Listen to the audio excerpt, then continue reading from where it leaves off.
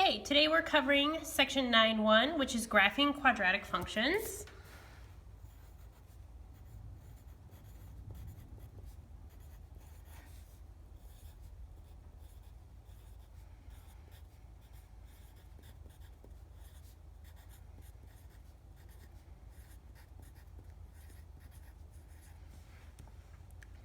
And our goal is to be able to analyze the characteristics of graphs of quadratic functions and to be able to graph quadratic functions.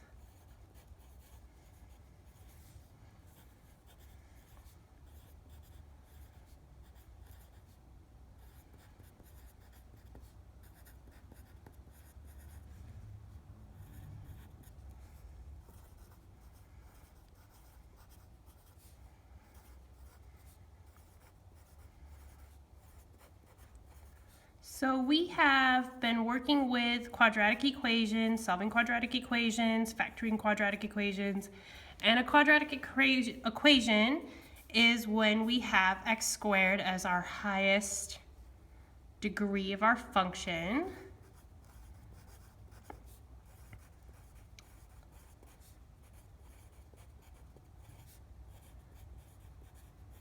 So if we look at a quadratic function, it's written in the form ax squared plus bx plus c. F of x equals that. A is not equal to 0.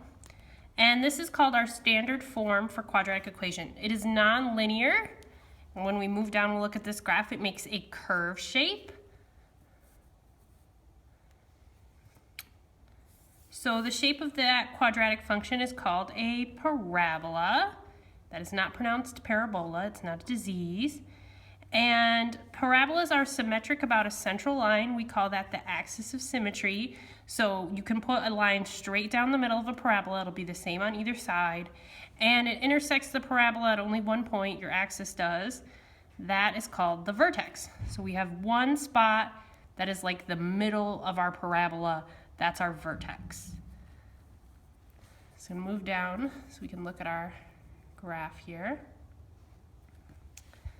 So here's the shape of a parabola, this curve shape. Down here is this one point, the vertex, and this line that they've shown here cuts through the middle is our axis of symmetry. And we have an equation here that we can use to find the axis of symmetry, negative b over 2a, that we will use. And our y-intercept is always c. So whatever c represents in our function, that number that doesn't have a variable, is what crosses the y-line for our graph. So when our number a is greater than 0, we open upward, and our lowest point is called a minimum. So in this example up here, the lowest point is a minimum. This is a positive graph, so a is positive. When a is less than 0, if it's negative, we open down, and that point is called a maximum. So you can see that the bottom of your graph is a vertex here. If it was going downward, the top of your graph would be the vertex. That's what makes it the maximum. So this one is positive. This one is negative.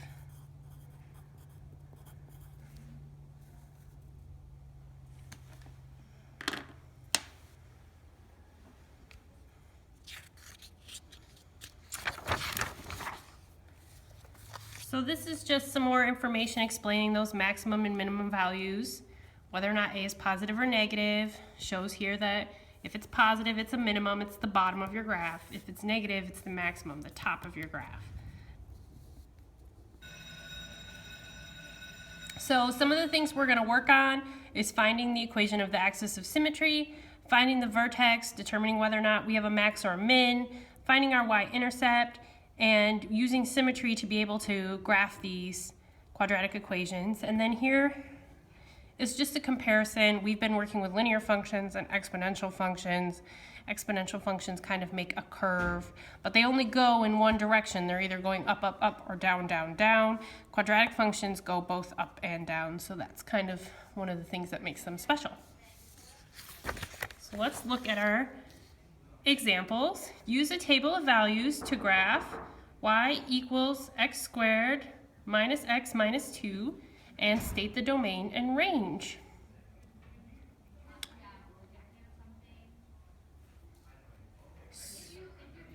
So what we have happening is we can use some values for x and y and solve the equation for some different x values and plot those points. So we're going to go with 2, 1, 0, -1, -2. Those are the most common points that we use when we graph. So we're going to just solve them over here real quick. I'm going to put 2 in.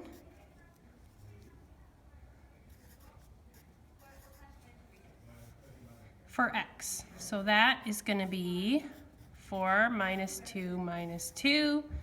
So y equals 0 when x is 2. And then if I put in 1,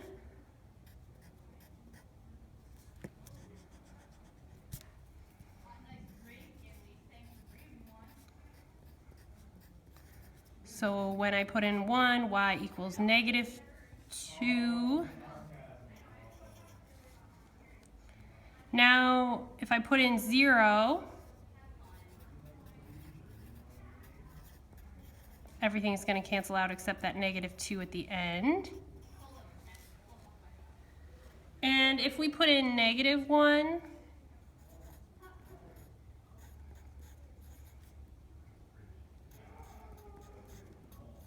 squeezing it in here. It's important to remember that when we square a negative, it becomes positive. So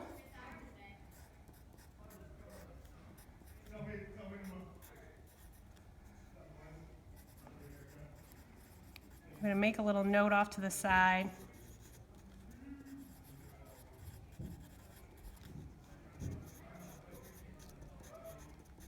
That if I square a negative number, it becomes positive. And then here I have minus, minus, so I know that's going to be +1, -2. So y equals 0 for this factor as well. And then we're going to do -2 last.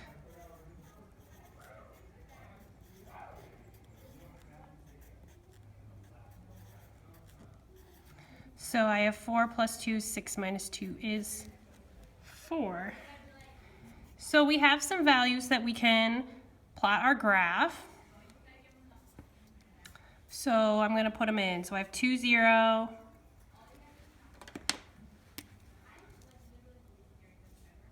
1, -2. 0, -2. -1, 0. 2, -2, +4. All right, and I can see that I have 2 dots mirroring here. So I'm guessing that my vertex is going to be at about 1/2. And what I'm actually going to do from here is put that in as an x value to see if I can find it. So 1/2 squared minus 1/2 minus 2. So just putting 1/2 in for x. And I'm just going to quickly tell you that that comes out to be -2.25 or -2 1/4. So like right here is our vertex. So based on that information, I can kind of draw this curve of how my parabola is going to look. They also ask you to state the domain and range.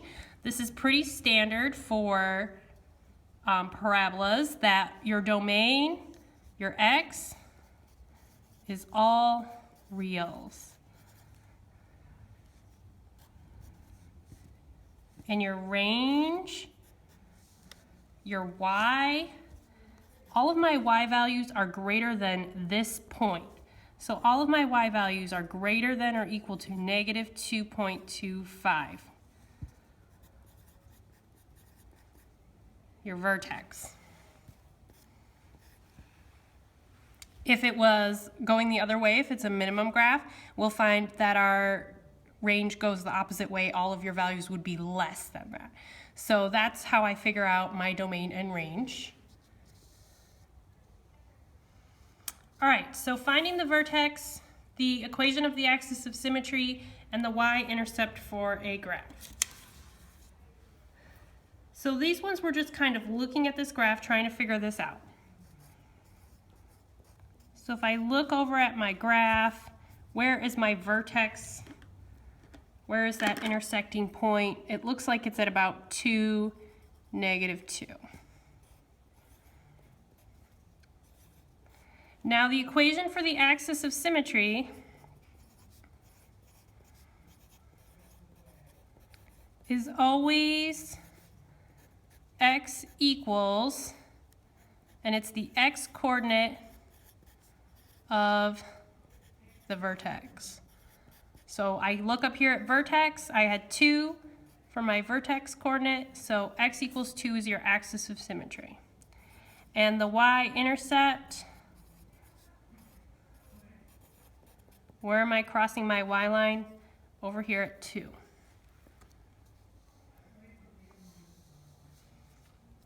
Same thing for the other one. So we're going to look for our vertex. 2, 4. Look for an axis of symmetry. Here's that middle line cutting through at our x-coordinate of our vertex. So x equals 2 is how we write that. And last is our y-intercept. Where are we crossing the y-line?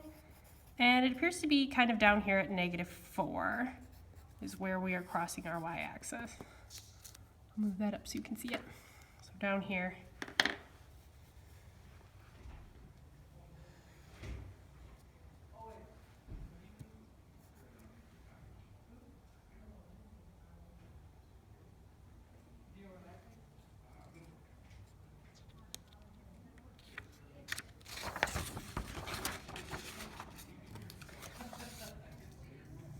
Okay, so going and looking at the back, trying to find that same information if what we have instead of the graph is the formula.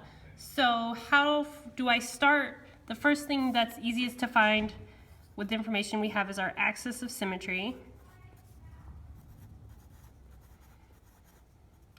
And we use this equation, which was from the front of your paper. X equals -b over 2a. And if I need to write up here what my standard form is, ax squared plus bx plus c. So if I look at my equation, a here is -2 and b is -8. So we're going to plug that information in. So that gives me -8 over -4, 2 negatives cancel out. So +2. So axis of symmetry is x equals 2.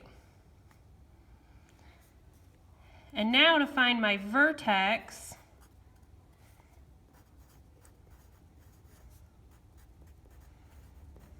we're going to plug that x value into our equation because our vertex is always on the line of symmetry. So I'm going to do y equals -2, 2 squared minus 8 times 2 minus 2, which equals 2 squared is going to give me 4. 4 times -2 is going to be -8. -8 times 2 is going to be -16 minus 2.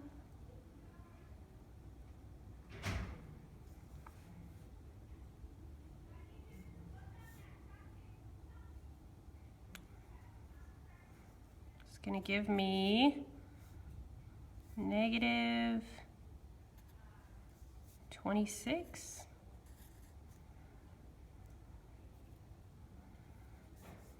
Oh, you know what? I missed a negative back here. So we have -b over 2a, so the whole equation has to be -2. So even though these two negatives cancel out, that 2 is still going to be negative. So I'm going to go back and fix that. So 8 will still be negative, but 16 here is going to be positive when we multiply these two negatives together. So I have -8 plus 16 minus 2. 8 minus 2 is 6. So our vertex will be 2, 6. The last thing we have to find is the y-intercept. Your y-intercept always equals c in your equation, so that's really easy. So I look at this equation, what's c? What's my last number? -2. All right, so we'll do it again with the other one, and I'll try and go a little bit quicker. So I have axis of symmetry, x equals -b over 2a. So b is 6, so I have -6 over 2 times by 3. So I have -6 over 6. So x equals -1 for the axis of symmetry. Vertex. So we're going to plug that in. Y equals 3 times by -1 squared plus 6 times by -1 minus 2. Remember that squaring this negative will make it positive, but here it's going to stay negative. So I'm going to have 3 minus 6 minus 2. That's going to give me -5.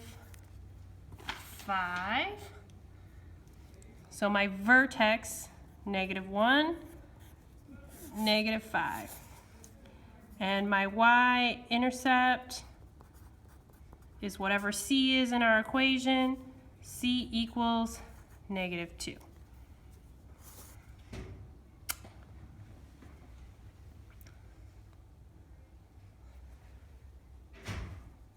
All right. So other information we can take from graphs like this, besides finding our axis of symmetry and our vertex and our y-intercept, is whether or not it's maximum or minimum, what that value might be, and stating the domain and range of the function. So if I look at a function like this, I have -x squared minus 2x minus 2. I look first, determine whether the function is maximum or minimum. I need to know if a is positive or negative. And if I look at the front of my equation here, I can see that a is negative. So that means that it's a maximum. To find the maximum minimum value of your function, you find your vertex.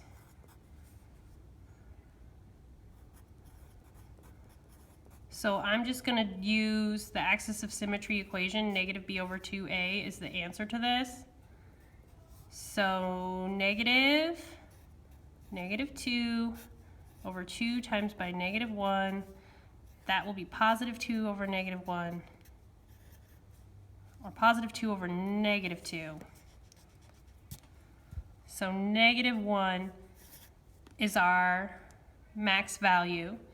And what is our domain and range? Domain for these, x is always all reals. Range, since this is a maximum, y is less than or equal to that maximum value we found, -1.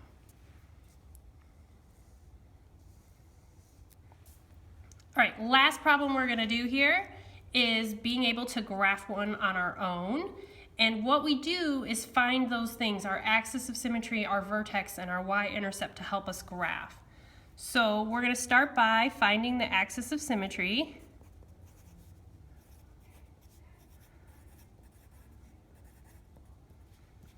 So that is -b over 2a. I'm going to look at my equation. This is a, b, c. So -b is going to be -5 over 2. If there's nothing here, it's a 1. If there's a negative here, that would make it -1. So I have -5 over -2.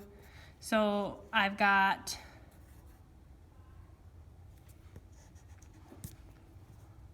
+5/2, or you could write it as 2.5 if you would prefer. And then I find my vertex. So I take my equation and put 2.5 in it.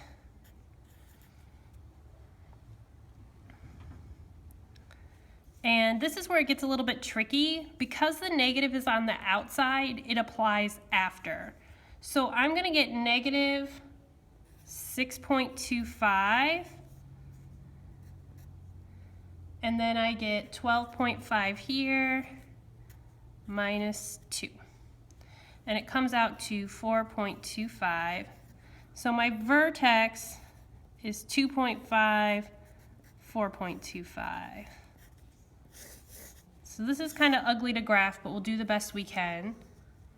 We know that we're going to have our line at 2.5. So about here, halfway between 2 and 3, I draw a vertical line.